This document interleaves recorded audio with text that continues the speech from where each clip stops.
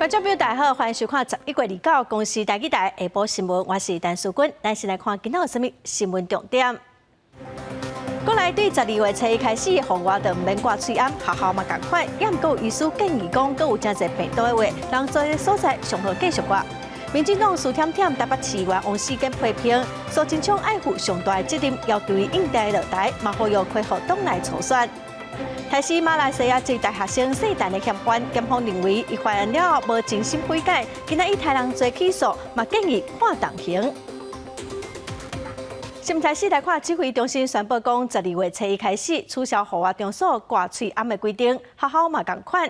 也毋过教育部是还未公布详细的办法。有医师是表示讲，目前除了武汉肺炎，阁有流感甲呼吸道病毒的事件，所以建议讲毋通伤紧就拢放令。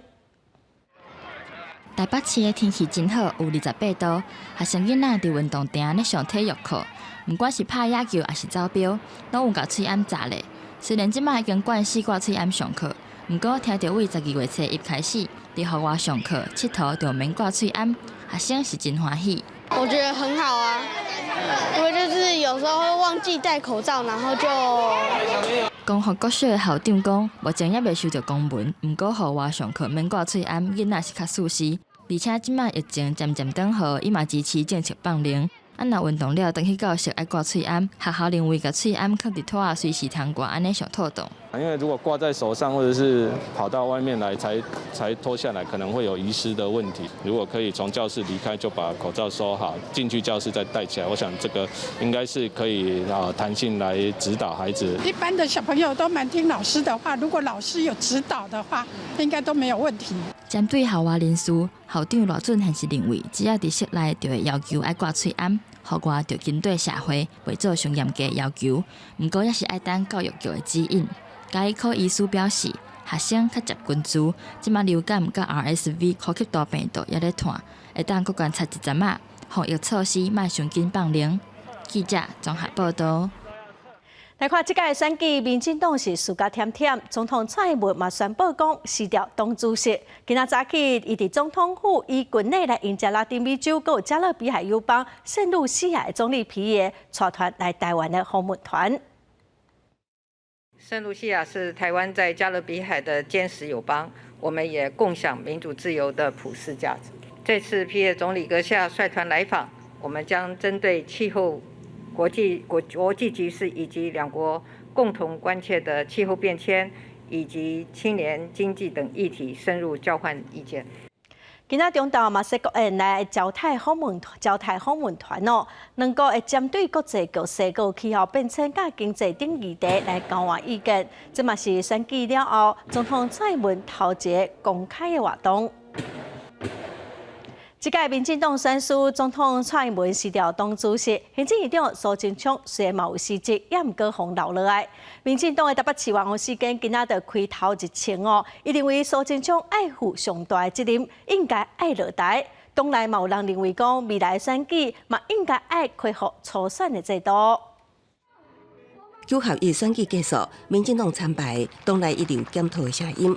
蔡英文总统随即请辞党主席。行政院长苏贞昌第一时间口头请辞，也毋过这条遗留，引起连下内部反弹。民进党台北市议员王世坚开出逼宫第一枪，爱苏贞昌落台。有连下立委是建议应该重新思考安怎布局内阁团队。内阁里面确实有很多的阁员哦，在这个问政的过程中哦，确实展现了一些对民意代表态度上的所谓的轻蔑，或者是没有真诚的回应哦。民进党今年只提到5席县市长，民进党前立委林如水伫面册发文表示，蔡英文伫即摆选战定调阶段无做初选，正做惨败关键之一。民进党秘书长林锡耀顶日表示，虽然大部分以定调方式决定，也毋过拢是经过党内民主程序，也毋过这回亲像真歹，互党内民代认同。初选机制，我认为应该要恢复民主的机制，就应该让民主的机制继续走。那这一次的初选的机制其实跟我们传统的民主机制不同。原本互看好政军北市府的陈时中将其买落牌，民众立委何志伟随即讲，乌道禁止陈时中竞总决策款，莫怪选情稀薄。有媒体报道，蔡英文总统立备邀请陈时中甲竞选团队成员到官舍食便当，选举或假造批评何志伟大会。当我们在讨论大是大非当我们要努力找回理想，努力找回我们的价值，当我们应该做出改变，回应民意的时候，让我来回应这些幻想文，回应这些枝微末节，我们会很对不起我们的支持者。何志伟预告表示，当民进党要讨论大是大非，拍拼找回理想甲价值，应该做出改变，回应民意的时阵，回应这寡幻想文，会对不起支持者，高向支持者回失礼。记者综合报道。来看高雄市这届民进党的议员伫议会无过半，无党籍议员黄捷表示讲，伊会加入民进党团的运作，议长这票会投予民进党推派的零散。伊嘛在考虑讲要加入民进党哦。国民党的党主席朱立伦针对国民党选赢，伊是讲，其实无啥物欢喜的心情，嘛已经开始想讲后一届的台南市有高雄市长，国民党是要安怎并盘。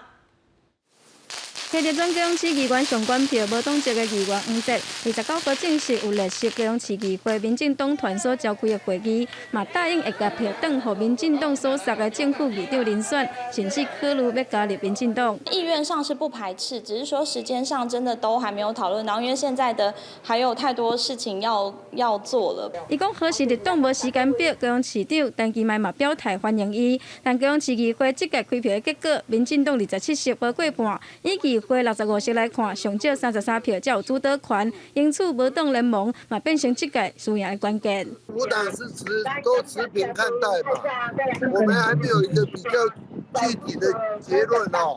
无党党团证实，南日拢有透过电话争取支持，啊，搁开会才会当确定要投予什么人。而民进党团嘛决议，正副议长的遴选会透过协调来产生，未到初选也是假投票。台南的部分，国民党虽然无法度赢到市长，嘛有紧甲民进党之间的票数差距。来到台南参加感恩参会的国民党主席朱立伦说唔敢放轻松。我从选完到现在没有高兴1分钟，选将都已经尽了最大的努力，但是我们还没有办法胜利，表示我们还是需要更努力。伊讲后续还阁有2席的立委补选，甲家己市长的选战，会拍拼到最后一刻，或者区域嘛会当胜选。记者综合报道。罗西亚甲乌克兰阁继续咧战哦。华尔街日报指出讲，因为美国提供乌克兰大量的军事援助，造成美国要卖互咱台湾的武器未付交货。白宫国安会发言人科比是回应表示讲，美方一定会协助台湾自我防卫。国防部嘛强调讲，军售案的进度是机密，未对外来说明。无战争为2月开始以来，美国继续向乌克兰提供武器。华尔街日报报道指出，因为美国大量军援乌克兰，已经造成武器供应出现空棚，对台军售就安尼拖延交货，累计已经达到190亿美金。Of course, we're going to continue to look at what the next iteration of that needs to look like and when that would occur. But we take very seriously our responsibility to help provide Taiwan the self-defense capabilities that it needs. That's in accordance with law and policy, and that's not going to change. 白宫国安会发言人科比伫记者会表示，美国一直平衡自身盟友合作盘，甲销售武器方参乌军库存，这是平衡行为。也佮表示，拜登政府顶日才签署10亿美金的对台军售协议，美国会评估后一摆的需求甲什么时阵提供，不过对台交付军售设备敢是有积压的情况，科比是无关于正面回应。那么整体来说，目前所有美方对我们的军售都按照程序进行。那么至于这些执行当中的案子，它的细节进度，那么都属于双方的一个机密，我们不会对外做一个明确的说明。国防部强调，美国军售一切按照定序进行，甲各个部会会共同拍拼，希望如期如期完成。不过，目前包括2015年12月台湾订购的208组标称反舰车武器、215粒刺尖防空飞弹、2笔电弹，到达由外拢无交付运到台湾。记者综合报道。传出一寡检警高层出入一间位伫台北市信义区的私人招待所，这个招待所的负责人郭德敏，因为牵涉着洗钱等案件，已经逃亡海外。有立委就质疑讲，代志逼出来几啊个月咯，检警侦办拢无进度。高检署是表示讲，目前已经交予台北市甲新北市地检署侦办咯。地下会队主嫌郭德敏，伊开设的私人招待所，逼出有几啊检警出入，引起风波。伊因为涉及洗钱等等的案件，伫互逮捕进前走去外国美。不过警方侦查到达，俩人的进度互质疑也无进展。我们并没有跟美国签订可以引渡的协议，司法互助协议。所以到现在呢，郭德敏都还在国外吃香喝辣。我们的检警到底做了哪些调查？还是都查无不法？还是都根本没有在管，都让人家觉得非常的怀疑，非常的疑惑。法务部长蔡清祥、甲内政部长徐国勇拢去用点名，时代力量呼吁讲，爱公开调查的结果。除了关注查缉的进度，包括警大校长陈德文、警专校长张国文，还有几个检察官，虽然说涉及招待所的风波，检警纪律的问题嘛引发争议。昨天有邀集台北地检跟那个新北地检就这个案件的一个分工来进行相关的一个讨论。针对郭德敏的案件，高检署表示已经分案做调查，北检负责涉嫌食钱的案件，也若新北地检署是侦办涉嫌洗钱的部分。警政署嘛发声明，强调警察当人若违反纪律，一定严办。记者综合报道。来看彰化县传出一个3岁查甫囡仔大做哩人昏去送病院，也毋过互发现讲规身躯有真侪所在拢乌青。地检署甲伊的亲生妈妈甲一个细蛋的当事人抓起来，侦讯了认为讲两个人嫌疑重大，申请羁押禁见。法院最后是裁定讲，甲这个细蛋的当事人羁押，嘛限制一个妈妈住的所在。救护车赶紧送到病院，一个囡仔倒伫咧担架顶悬。彰化传出虐童案，一名3岁男童27号疑似向虐待拍一个昏迷送医，院方发现男童脑出血、昏迷指数3，而且规身躯真侪乌青凝灰，马上进行脑部手术。全身大大小小非常多的这种淤青、淤血性的伤口，那还有就是在小腿、大腿、臀部以及背部都有发现多处藤条抽打的痕迹，应该都是长期施打所造成的。彰化地检署接到通报，马上将男童的张姓生母，也有单姓当事人确定到案，顺后认为两个人犯罪嫌疑重大，涉犯离少法甲刑犯杀人罪等等罪嫌，向法院申请羁押禁见。检察官就发出拘票，将两人举起到案之后讯问，那讯问完毕，认为有犯罪嫌疑重大，有勾串之余，所以向法院申请羁押禁见。生母是新竹这边的人嘛，所以我们会积极来后续的一个协助啦。孩子的部分呢，因为他现在目前是在医院救治嘛，后续如果情况稳定的话，我们会考虑是不是后续由我们或者是新竹来做一个安置。彰化地方法院28号暗时裁定，单姓当事人供述甲相关证人的陈述不符，有交串的可能，裁定羁押禁见。张姓生母是无羁押的必要，但是应该限制自己。彰化县社会处表示，因为张女的户籍伫咧新德县，后续会甲新德县府来讨论男童后续的安置。记者综合报道。来看，对于马来西亚来台湾读册查某学生蔡同学，顶个月伫台北市税处的所在访台时，凶手一开始是讲伊是帮女朋友自杀，后来又搁讲就是要吓惊伊。检方调查了后，认定讲凶手是用手逮查某学生的阿妈骨，造成伊无法度喘气死亡，所以今仔是以害人罪提起公诉。蔡同学的家属当初接到消息，就来台湾办后事，嘛讲希望台湾的法律好好处理，幸好死者公道。检方调查了后，认定讲这凶手因为甲被害人冤家，所以甲才甲伊杀死。虽然有自首的行为，也毋过并毋是真心悔改，所以是依照害人罪甲伊起诉，嘛建议法院判伊重刑。再来看，主计总处公布2020年咱国一户的财产是有79万8千块美金，伫 OECD 的国家内底排名第3名。也毋过国民党的立委阁有真侪民众拢毋敢相信哦。朱家长是表示讲，这是依照国际的算法，毋是讲是为着选举做的。早起的菜市啊，闹热气气，单位头前拢是人，消费能力真悬。根据主计总处公布的数据，2020年咱国每户的财富达到79.8万美金。假使若是甲照这个个别内的平均价 PPP 甲换算，伫个经济合作甲发展组织 OECD 会员国内底，安尼排名是第3坎，比美国、日韩这国家拢还阁排较头前。你相信吗？我不相信。哪有可能？像我们家都没有人在赚钱，怎么讲？除了民众唔相信，国民党的立委费鸿泰伫28这天质询，嘛问主计长朱德民同款的问题。你相不相信我们是世界第3有钱的国家？那个财，你相不相信？因为它是净财。你相不相信？这个是我们的数字，我第一次看到，我也觉得很惊讶。你相不相信嘛？根据 OECD 特户财富的定义，是讲平均特户家庭因持有的金融甲非金融的资产，甲减去负债的净额。学者认为讲，台湾的物价若是甲其他先进国家甲比拼起来，确实是有较低。举例来讲，咱台湾若月薪3万，就会当勉强生活。毋过，同款3万块，若是甲换算到西欧国家的当地货币，这种生活可能就当无到1礼拜。有很多先进国家，因为它物价比较高啦，它的人均所得会减少，就没有台湾这么高。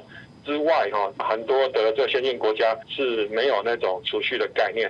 那所以说这样子换算下来的话，其实我觉得可能性还蛮高的。不过，安尼的数据也是无法度来说服台湾民众。朱德民讲，看报道才知影，不如个强调讲，这是依照法院的国情通报资讯，毋是为着选举。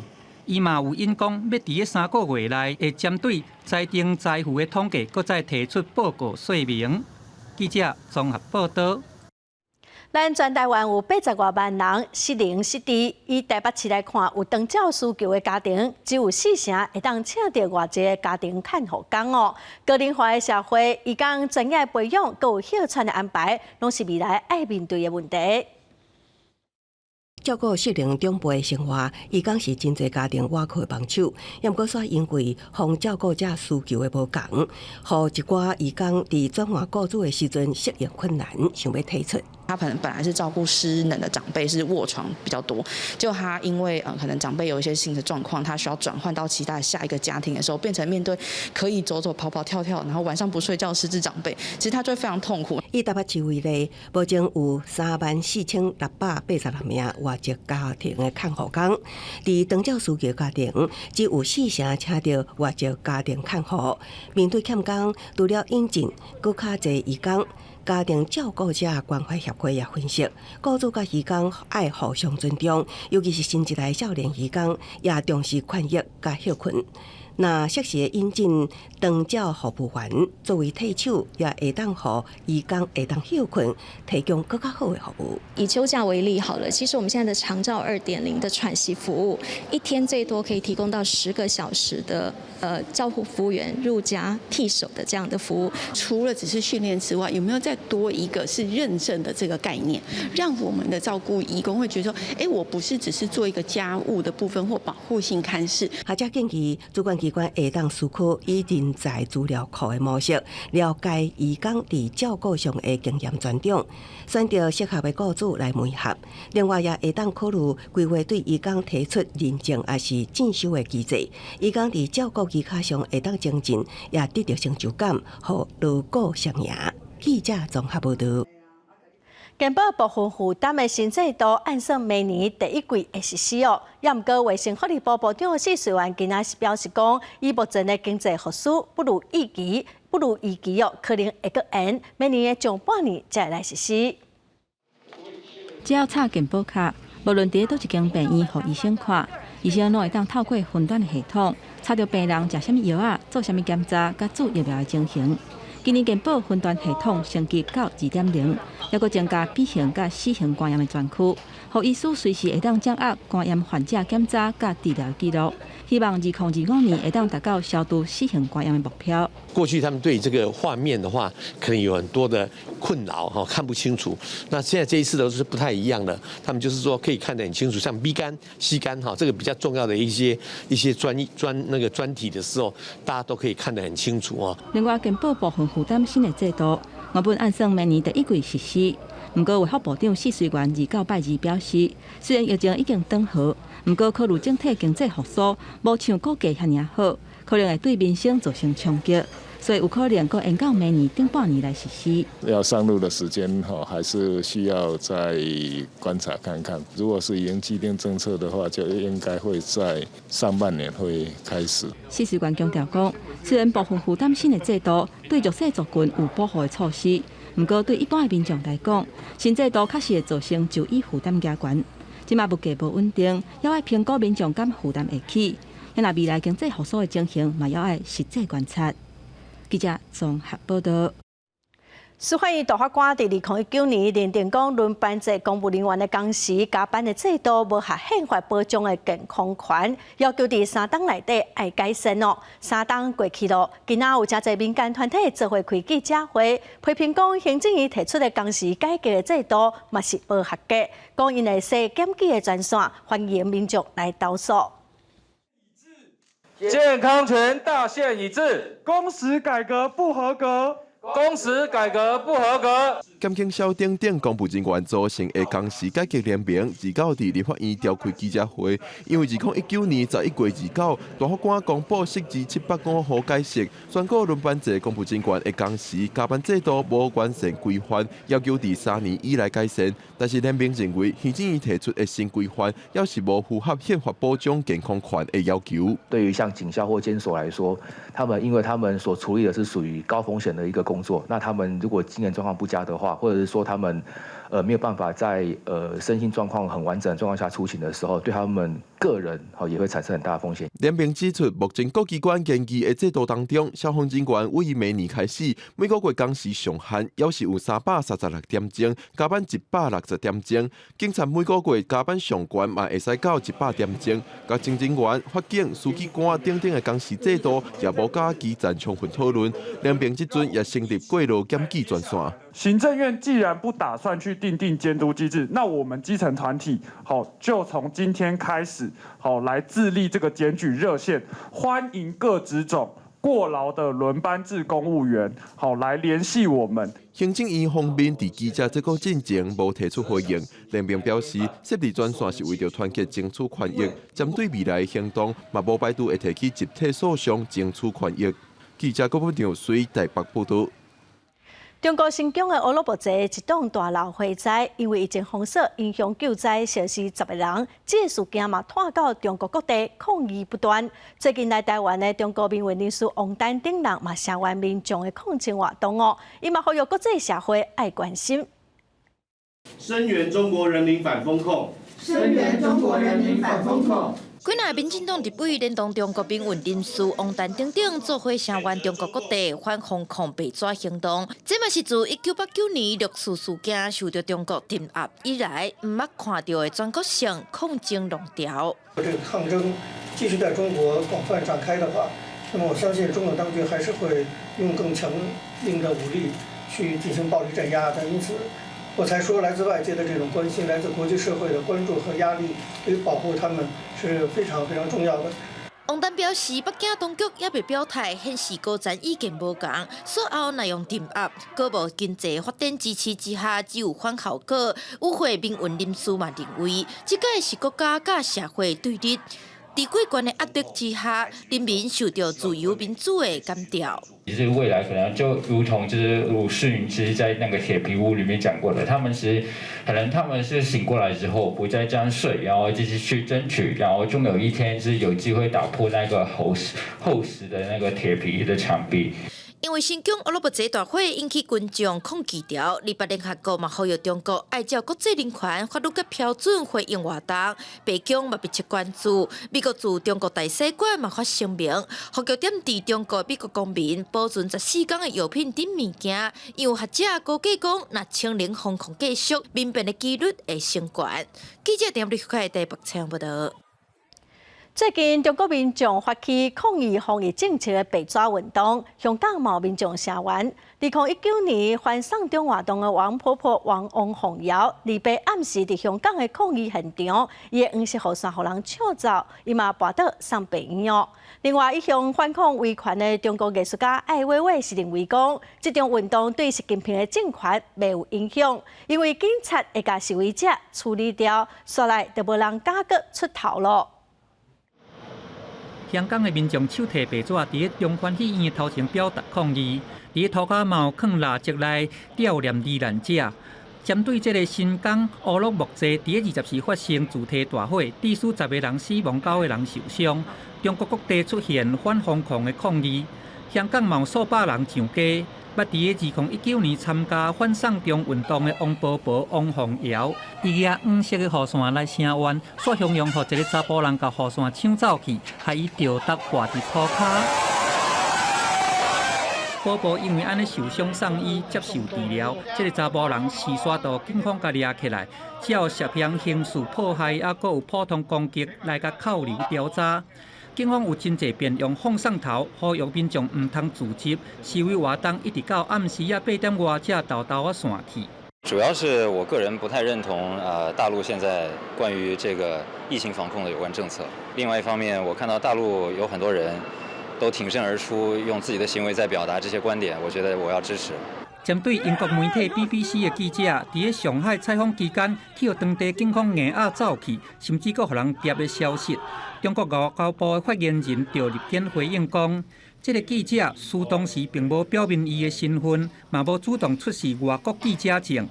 中国的艺术家艾未未伊直接讲，这场运动无法度来合顶动习近平的政权，因为警察会当互遐示威者点袂出声。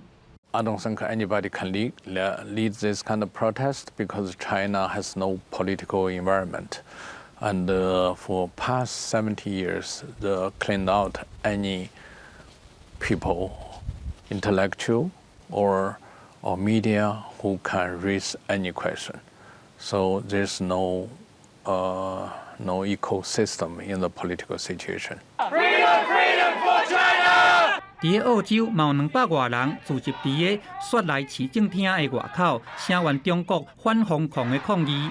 有中国的留学生甚至穿强调中国领导人习近平的肖像维尼的布红仔，手提白纸来咧敲洗中国的言论审查。伫海内外拢会出现示威的声浪，嘛来争做习近平伊进入10年来拄当到上界领导的挑战。公司新闻郑依仁编译。来看已经40天唔捌喷发的美国夏威夷的毛纳罗亚山，昨开始喷发哦。目前对附近的社区哦是无造成危险，也毋过官员嘛警告讲，民众都要有准备。毛纳罗亚山开始喷发，用盐的红光甲附近的地区照甲光影影。美国地质调查局讲，喷发的所在已经选到喷发口较脆弱的地区，验证也较容易对这个所在摸出来。夏威夷火山观测站的主管肯汉讲，喷发之前发生一寡规模不正大的地动。We don't want to try and second guess the volcano. We have to let it actually show us what it's going to do, and then we inform people of what is happening ASAP. 毛纳罗亚山海拔4169公尺，是构成夏威夷大岛的5座火山之一。一直拢是一个警戒状态，科学家发现最近的地动愈来愈接，就更加注意火山的活动。We've taken the threat of Mauna Loa eruption seriously. Every time that it's escalated, we were way overdue for a Mauna Loa eruption, and so we had prepared. 美国地质调查局针对大岛差不多20万的居民提出警告，讲喷发可能有正大的动能，岩浆流动也个山顶浪的速度变化会正紧。毛纳罗亚山顶一面爆发是1984年，也就是38年前。不过，迄当阵人口无遮尔多。1980年代，大岛的人口是92000人，即马发展正紧，也是当局正注意的原因。尾山南平差不多50公里的范围有几落的社区，人口差不多5000人，是官员正注意安全的地区。公司新闻黄文玲编辑。再来看今年的5月份发生在美国纽约水牛城的超市枪杀案，造成10个人死亡。这19岁枪手詹德伦将对谋杀、收混动机的恐怖主义等指控，伊拢认罪，伊有可能会被判终身监禁，袂当假释。也毋过因为阁有其他的指控相当有可能会被判死刑。当法官苏珊英光念出每一位受害者的名，佮问19岁少年的白人枪手詹德伦，敢是因为因的种族来下手？每一项指控拢以是回应，并无什么证据表现。No individual in the history of the state of New York has been found guilty of that domestic terrorism charge motivated by hate until today, and he pled guilty to that highest charge today. Life without parole. We do not have the death penalty in New York State. With the full knowledge that he will spend the rest of his life in prison with no chance of parole, and he will not appeal. This critical step represents a condemnation of the racist ideology that fueled his horrific actions. 今年5月14日，詹德伦开车跨州到水牛城，这个多数是亲皮肤色人种的社区，进入一间超市，哪开枪哪直报。造成14、3伤，其中有11名着弹的人是亲皮肤色。We want him to be treated as the heinous, cold-blooded, vicious murderer that he was for killing all these innocent black people. 也毋过，这也只是纽约州法律之下刑责。张德伦也面临几啊项联邦重罪指控，而且可能会被判死刑。到这个月2日统计，美国今年连锁超市大规模抢案已经累计36件，夺走217条人命，超过227人受伤，只比2019甲2021年少一点啊，是小卖超商抢案史上第3悬。学者研究指出，大规模抢劫案连续发生，平均13天就引起后续其他案。有登记的抢劫案凶手56%是白人，25%是非裔，封锁定的对象大约1%是小卖业的员工。公司新闻黄慧玲编译。国内消息咱来看，咱国内目前上大的水库——曾文水库的水量已经存无到3成咯。也毋过加载讲日期的稻啊，佮有秋冬等作物引产拢已经完成咯。水利署南区水资源局是强调讲，平时佮省业用水用水到明年的2月底，应该拢会当稳定来供应。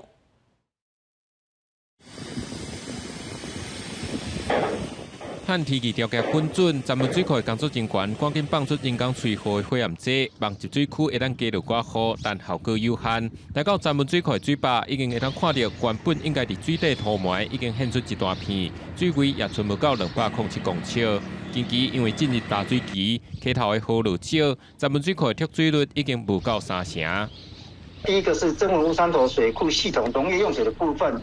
那在2期作跟秋冬操作就配合作物生长跟现地降雨状况，适时延长间断公灌的频率，来降低水库的可出水量。主要供应农业工业用水的曾文水库，目前全力在调度农业用水。今若主要供应民生用水的南化水库，蓄水率嘛无到9成。淡水局管制逐工的出水量，也启动架新的暖河坝，看区域来引水。目前民生产业用水按算会当经到明年的2月底。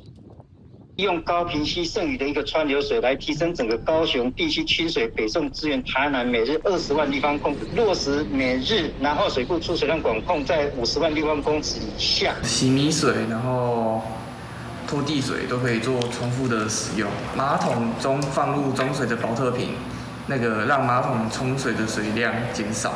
虽然有的民众嘛家己主动省水，不过事实上，因为已经进入大水期，台南阁是全国唯一咧到水情提测测色登号的县市。除了公部门拍拼咧调度水源，也来呼吁各界爱斟酌运用水资源。记者综合报道。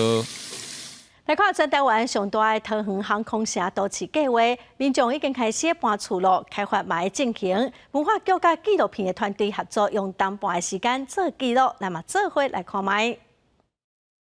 国家要建设。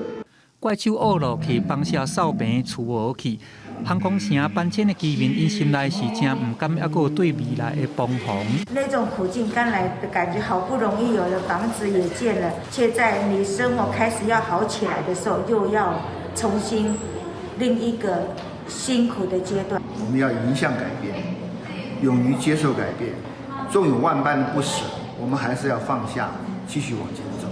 桃园航空城这个台湾这几年来上界大的都市计划，已经入来到居民搬迁也有实质开发的阶段。计划范围内底人文也有地貌，当咧拄到着真大的改变。开1年半的时间，文化局和导演李立晓的团队合作完成桃园头一个人文变迁航空城纪录片记忆家园。除了文化资产的保存以外，我们也希望透过这个田野的调查，还有这些人文的记录，让这些历史能够留下来。最好能透过这种纪录片的拍摄跟口述历史的发动，把它变成是一个行动，然后能够呼吁大家都来记录自己家乡的历史。导演表示讲，航空城拆线是台湾经济建设的缩影。纪录片透过这个口述的访谈，用小人物的心情来讲时间的变化，看到家园从有到无的这个感情，嘛讲到讲翕这个纪录片是一场历史的行动，希望会当透过纪录片来引导大众写家己的历史，让家己家乡的这个牵线有一个记忆的分野。记者综合报道。已经拍远20外档的婚姻斗六糖厂大糖公司，等下进行第1期的修复工程，按算明年的9月份完工哦。后续佮甲县政府合作来打造竹仔产业创新基地，要甲婚姻顾客的竹仔来进行推广应用。竹仔顶摆的品是800款，拢是用竹仔做的。婚姻顾客草领的5块2角风景区，都有500多公顷的毛之竹。目前正在做创新计划，希望会当好好利用婚林草岭地区的竹仔。来谈它的生态，谈竹子可以如何被应用，谈竹子的知识可以怎么样来做一个有效的诠释。比如说，现在在这个桌面上，各位看到这些艺术品，就是我们的艺师做成这些美轮美奂，在生活里面可以给我们创造非常多的美好。配合行政院竹产业转型振兴政策。婚姻管府伫斗六糖厂活化部分，用竹林产业做整体规划，包括整合竹林面积、能源利用、景观设计、甲竹工艺等等，要甲斗六糖厂打造做竹仔创新产业的基地。这些石壁的竹子呢，到这边来之后，经过加工、热处理等等，然后呢，再运到我们譬如说石壁竹创生基地做竹疗愈的时候、森林疗愈的时候，做地景艺术的建制。那这样子的话是有一个加值的效果。婚姻管府城乡发展处表示，已经拍远20多年的斗六糖厂，目前大糖公司正在办第1期的修复工事，初步规划3.4公顷的竹创新公园，要保留糖厂生产区本地地景，预告明年9月会完工，到时民众都有新的休闲公园。记者王伟雄，婚姻报道。来看台东病院的眼科团队哦，伫11月初去尼泊尔偏乡帮民众看病，嘛为病人开出头一张的电子病历，未来会当继续透过网络，实时来帮3700多公里远的病人继续做治疗。为福部台东病院眼科医疗团队分享伫尼泊尔山区的比亚苏镇，遐医疗资源是真欠缺，只要有医疗团队之外，民众拢会排队来给医生看。手机去记录以后，才发现那些民众他们在排队的过程里面，他们完全都没有任何的抱怨。这个月初，台东病院眼科医疗团队甲国际志工拢总15个人，载行动医疗的器材去尼泊尔偏远的山区义诊，想要到来给医生看的人数，一天都有300个人。门口的人是客甲叉，两天拢总看600个来看眼科的患者，大部分拢是老人甲囡仔。这个场景就亲像早期台东偏乡医疗的情形。不过，台东病院已经有真丰富远距离医疗的经验，唔但去到当地甲民众服务，也阁开出尼泊尔头一张眼科的电子病历，协助当地病历电子化，方便未来进行远距离的医疗。我们台湾现在都是电子病历，但是尼泊尔是有史以来第一站。Damani Hospital 没有眼科医师，那所以我们可以做到诊断跟建议治疗，帮他做转介。台东病院医疗团队表示，即届还阁甲规套的行动5关键医疗设备留伫当地，未来会结合病院远距离医疗中心，建立下国眼科的诊断合作。记者综合报道。来看宜兰五吉乡溜冰教练黄玉生哦，伊免费提供一寡囡仔训练加三顿，伊的妹妹伫训练中心边仔开鸡卵糕店，收利一部分来照顾流浪猫仔，部分嘛用来照顾溜冰选手。选手除了迪拜伦真紧通过，这是迪拜伦竞速运动，也是五吉乡迪拜伦竞速基层教练黄玉生所训练培养的选手。伊成绩高级，开设红小将迪拜伦竞速训练中心做选手村，伫基层培育过来迪拜伦竞速选手，也提供囡仔训练加三顿。我觉得所有运动的教练都一样，就像你说的，它同时包含了可能父母啊、朋友啊，然后老师、教练，然后甚至是兄弟姐妹的这种角色。黄玉生讲，囡仔伫伊的选手村除了迪拜伦训练，也真要求囡仔的课业甲品德教育。伊认为体育训练这个过程会当学习独立甲面对失败，绝对会当帮助囡仔成做更较好的人。几个选手在那边搬，才搬进来的。对啊。黄玉生甲团队趁疫情向袂少倒店的健身房买俗的动粉设备，不过因为经费有限，设备的搬运只会当请选手当沙人。可见经营选手村是真不简单。伊的妹妹为了帮助这些教会贵家庭，伫选手村边仔开一间点心店，收入除了做流浪鸟救援，也会投入红小将的经营。溜冰也不是说一个非常便宜的运动，因为你要买专业的器材，然后包含他们每次去比赛的轮子什么等等的。黄玉生虽然捌练过迪拜伦，煞无正做歌手，也不过伊感觉台湾基层运动选手面临未来的出入，甲家长无认同的困境，才决定承接家业。伊甲同款是学生的妹妹，同齐教育选手也照顾生活，更加希望未来红小将会当加做职业队，会当互选手薪水。除了推广迪拜伦运动，也要解决台湾基层运动选手的困境。记者综合报道。为着要让大家了解性别平等的重要，台中市社会局甲在地歌戏团合作伫庙口演出。因为遮侪以前故事拢是重男轻女哦，所以嘛改编剧本，批评以前一寡无合理的现象。望讲大家当透过戏剧来了解什么是性别平等。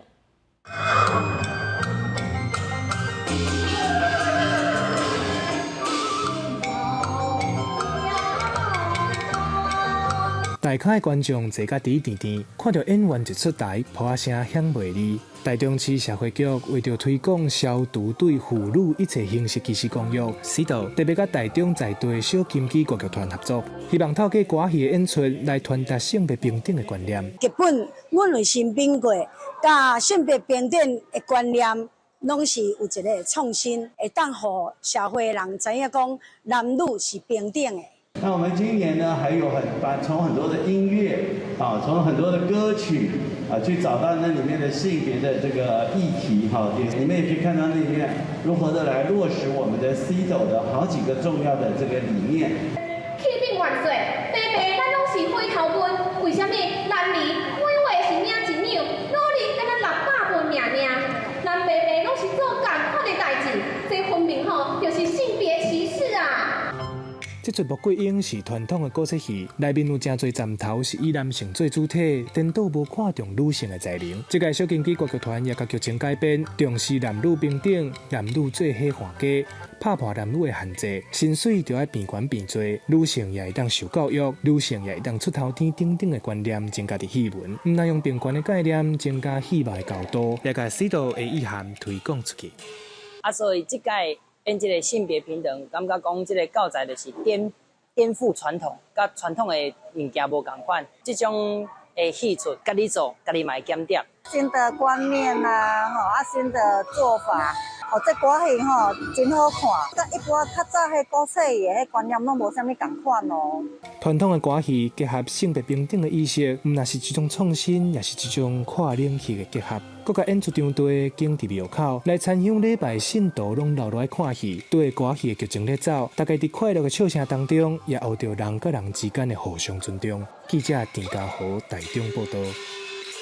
南投文化局按说要甲本有特殊的赤膊技术申请做无形的文化资产，望讲利用完整的制度，或者珍贵的赤膊艺术会当永远传承落去。地下线一线一线摆整齐，刷来甲木杆插落开始纺织。若讲到本论，得想到查甫人负责拍啦。查甫人高编辑的特色，记录3本为顶一代遐学到12关的技法，即马全村敢若剩伊会晓。已经真在国北级的编辑者，有真侪学生想要传承，佮亲身到深山内底找伊来学。在我心里很难过，说我这个怎么样教给那个后代，然后我怎么样教人，因为他们大学生在我那边上课的我都不好意思，站本就做那个站本有时候下雨的话，我都不好意思。不管是正官僚、拟式、画图亭，也是复杂的编辑工法，3本拢真了解。为伊作品内底会当看到本论的文化内涵。南投文化局表示，要甲3本的织布技术甲经验提报申请做无形的文化资产，希望会当建立一个完整的本论文化系统。这样的传统工艺能够去把它指定跟确认下来，我也期待有这样子的一个好的结果，然后就把这个整个的这个影片跟它的这个资料把它分齐。我们在人力上，还有在专业技术上，我们可能还是希望有更多的人能够来一起协助我们。我们相信，如果能够一步一步的建构起来，对布农族的知识系统是有很完善的。3本一针一线甲地仔制作衫，顶悬的图腾上顶对出来的人甲朋友的祝福。虽然要登录做无形的文化资产，阁需要等待一段时间，不过做人拢真乐观，望会当透过完善的教学课程，继续甲本论文化传承落去。记者综合报道。一个城市的美学对都市的形象甲长远的发展是真重要。台中市的建设局这几冬针对人空挂的部分是真用心，开真侪无同款的模仔设计制作技术上就爱防止生身嘛爱避免骨倒，所以有真侪眉眉角角，咱做伙来了解。甲调好的色料豆豆倒落去人空挂，即马当地做的是台中市草悟道的人空挂，和英国乌妈妈样式无同。一个水佮有个纹气的人空挂是城市美学改革的第一步，也毋过除了好看以外，安全跟耐用是上重要的。防锈我们要做2-3道的一个防锈，再上色，叫做填土的方式，4 mm 到5 mm 的一个厚度，让它以后的展现出来。不会随着时间的褪色，或者不会随着时间的就是掉落。在涂这个颜色的时候，有预留1 mm 的一个止滑条，行人在行走的时候，它当然更安全。这个设计是台中市政府公园新时代竞图的头奖，即马建设局用来做人空挂。设计师刘一敏甲草悟道的树桩、美术馆等等拢画伫内底，用青色去表现主题印象。简单和厂商讨论设计，就开1个月，看到家己的设计风做出来，伊也真欢喜。整个设计图我是用电脑绘图，那可能有些颜色是涂料没有办法呈现。所以在选择色彩方面，也是花了一段时间，真的蛮感动的。对，就还蛮有成就感，因为在学生时期其实没有这样的机会，可以真的把自己的设计做出来。台中市建设局用同款的寸尺，甲草悟道27代旧人空挂都换掉。设计师也希望结合人文美学的新设计，让城市的改变通对咱打卡到的所在一步一步去实现。记者综合报道。来看墨西哥的鸟禽新星是拉丁美洲目前唯一的一只鸟禽，因为已经32岁，一般鸟禽的岁数大概是38岁所以墨西哥嘛想要继续甲中国来借鸟禽，也毋过这一对一档就爱100万的美金墨西哥恐惊是无通付遮尔悬的租金，所以未来伫拉丁美洲可能就无鸟禽通看咯。已经32岁欣欣是墨西哥在地鸟禽，为出世了后，就互人饲起来。今年7月，伊的阿姨香香过身了后，伊就是拉丁美洲国家最后一只鸟禽。墨西哥的鸟禽上早是伫1975年中国用鸟禽外交方式送互墨西哥的外交礼物，了后经过生产，老香香甲伊的老爸是野生鸟禽的欣欣。欣欣年岁也愈来愈大，机构都向中国官方参详租借大鸟禽。Dependerá mucho pues de la voluntad de China, ya se ha platicado con el embajador, se buscará alguna forma, ¿no? Tomando en cuenta que aquí ha sido exitoso el programa, pues ya se buscará. 目前中国租借一对大鸟禽的钱是每年100万美金，不过照墨西哥政府严格管控，无法度有这笔钱。那欣欣过身，拉丁美洲就无鸟禽咯。公司新闻，但是董朋友。泰国中部有高城称呼的华府礼府，礼拜举行一年一届的高城庆祝节哦。民众提供2栋的菜色甲果子，予当地高山仔食，嘛请来有真侪观光客来遮佚佗。民众穿真青草的菜色果子甲点心，去泰国华府礼府一有名的古迹三峰塔。这个食食毋是摕来拜拜的，嘛毋是互人食的，是专工替高山仔准备的。看到规道好食的物件，侪高山仔随拢走出来。 要来食一顿粗饱，外国游客知影有这个活动，嘛做伙来参加。It's just amazing. It's such a blessing and honor to be able to help arrange the food, and it was so cool the way the monkeys received it. It was really beautiful. 华府礼府人嘛甲合作高城，当地高山仔长期生活伫三峰塔迄块地啊，数量有甲几啊千只，已经成做重要的观光资产。 为了感谢这个高山仔对当地观光业的贡献，华府礼府的在地人每一年11月上尾一个礼拜，拢会替这个高山仔举办活动。今年在地生理人就提供2栋的菜色果子，要互4000多只的高山仔食一个欢喜。ผลไม้ที่เรานำมาตอนนี้ที่ดีที่สุดนะฮะก็คือลิงชอบก็คือทุเรียนของแพงๆนี่ชอบแล้วก็เชอร์รี่ตอนนี้ก็โลละ700 这个活动从1989年开办到今，已经有30多年历史啊。别个所在高山仔若偷摕物件食，或者是共抢物件，常在发生人甲狗的冲突。然而，这个所在高山仔都比别位加正幸福。当地居民希望透过这个活动，让观光产业会当恢复疫情之前的水准。公司新闻张慧敏编译。明仔载天气，咱来看各地详细资料。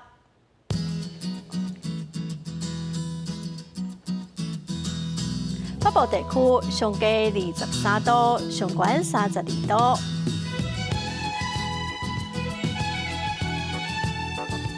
中部地区上低25度，上悬33度。南部地区上低27度，上悬34度。东部地区上低24度，上悬29度。 华岛地区上低18度，上悬28度。再来看未来3天的天气。